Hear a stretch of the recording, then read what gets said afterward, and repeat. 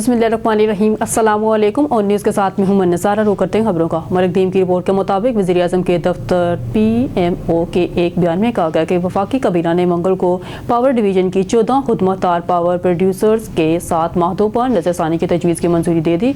इसमें मज़ीद कहा गया कि नज़रसानी शुदा माहदों में IPPs के मुनाफा और अखराजात में 802 बिलियन रुपये की कमी शामिल है, जिसमें 35 बिलियन रुपये इनके पिछले सालों के ज़्यादा मुनाफे से काट लिए जाएंगे। इनमें 10 IPPs 2002 के पॉलिसी के तहत काम किए गए, जबकि 1994 में 4 की पॉलिसी के तहत काम किए गए थे। मजीद पर 1994 की पॉलिसी के तहत एक IPPs के साथ माहदा मनसूख कर दिया गया है।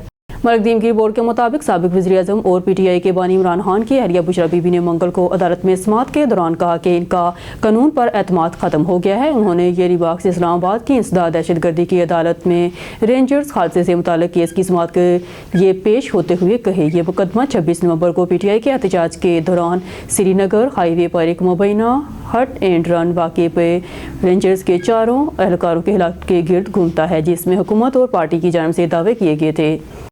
मरकदीम की रिपोर्ट के मुताबिक पाकिस्तान और बांग्लादेश की फ़ौजों ने मंगल को दोनों ममालिक के दरमियान पायदार शराकत की ज़रूरियात पर जोर दिया ताकि ताल्लुकात में पगलाव के दरमियान बैरूनी असरात के खिलाफ लचकदार रहें। दोनों ममालिक एक ज़माने में एक कौम थे, लेकिन एक खूनी खाना जंगी के बाद अलग हो गए, जिसने इस इलाके को बांग्लादेश की आज़ाद रियासत बनाने के लिए अलग कर दिया, जिसे पहले मशरकी पाकिस्तान कहा जाता था। तकसीम के बाद सालों में ढाका के रहनुमा खासतौर पर शेख हसीना की हाल ही में मज़ूल हुकूमत ने नई दिल्ली के साथ करीबी ताल्लुकात को बरकरार रखने, इस्लामाबाद के बाजुओं पर रखने को तरजीह देते हुए हिंदुस्तानी कैंपस में मजबूती से क़याम किया।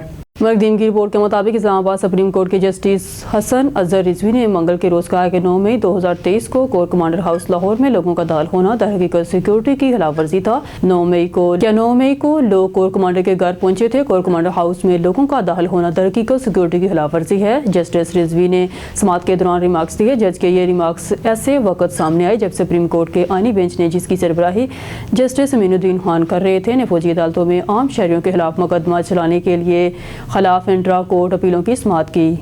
स्टूडियो से फिलहाल के लिए इतना ही। मजीद न्यूज़ और अपडेट के लिए देखते रहिए ऑन न्यूज़।